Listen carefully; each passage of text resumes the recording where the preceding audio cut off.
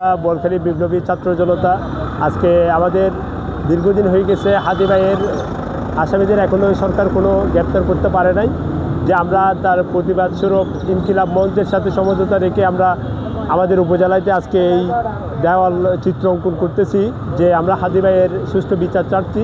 এর মধ্যে রাষ্ট্রে এবং এই ভারতের কোনো যদি চক্রান্ত থাকে তা আমরা আসলে ছাত্র জনতায় মাঠে আছি। আজকে যেমন কি এই ইনকিলাব মঞ্চের কর্মসূচি কালকে রাত থেকেই পালিত হচ্ছে, অবস্থান কর্মসূচি আজকে আমাদের নিউ মার্কেট চত্বরে আছে, যে আমরা চাই হাদি ভাইয়ের এই সুষ্ঠু বিচারটা যাতে এই বাংলার জনতা দেখে যায়, কোনো গরিমিস আমরা সহ্য করব না। যার কারণে আমরা প্রতিবাদ স্বরূপ আজকে বোয়ালখালীতে চিত্র অঙ্কন লেখা আমাদের বোয়ালখালী ছাত্র জনতার সবার নেতৃত্বে এটা অংশগ্রহণ হয়েছে। আজকে আমি একটা জিনিস বুঝছি, ইনসাফ।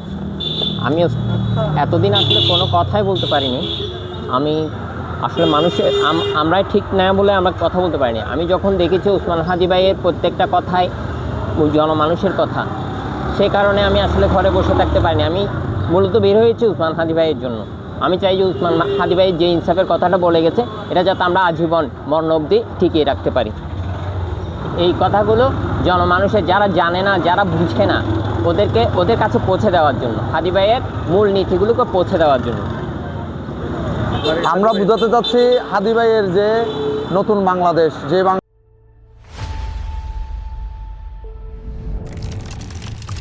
বাংলাদেশে প্রত্যেকটা মানুষ বাংলাদেশে নিরাপদভাবে বসবাস করতে পারবে, বাংলাদেশকে ধারণ করে বাংলাদেশের উপরে যে আধিপত্যবাদ, ভিনদেশি আধিপত্যবাদ, বাংলাদেশের স্বাধীনতা সার্বভৌমত্ব গত 54 বছরে আমরা নামে স্বাধীন হয়েছিলাম, কিন্তু আমাদের পররাষ্ট্রনীতি থেকে শুরু করে আমাদের সব কিছু অন্য দেশ থেকে নিয়ন্ত্রিত হতো, যেটা আমরা প্রমাণ পাচ্ছি হাদি ভাইয়ের বিচারের ক্ষেত্রে। আজকে 15 দিন হয়ে যাওয়ার পরেও হাদি ভাইয়ের কোনো আসামিকে গ্রেপ্তার করতে পারে না রাষ্ট্র।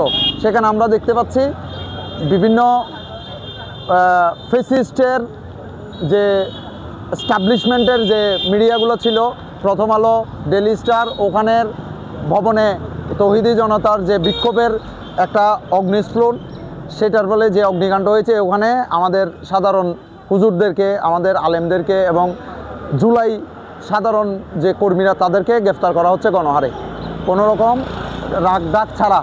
তো এখান থেকে বোঝা যাচ্ছে যে রাষ্ট্র আসলে আমরা নিয়ন্ত্রণ করি না। ইন্টারিম আমাদের জুলাই গণ অভ্যুত্থানের মাধ্যমে অগণিত ছাত্র জনতার রক্তের উপর দিয়ে তারা ক্ষমতায় বসছে, কিন্তু জুলাই অভ্যুত্থান সহ বাংলাদেশপন্থী বাংলাদেশের জনগণের আশা আকাঙ্ক্ষা নিয়ে তারা কাজ করতে পারতেছে না। তারা এখানে ব্যর্থতার পরিচয় দিয়েছে।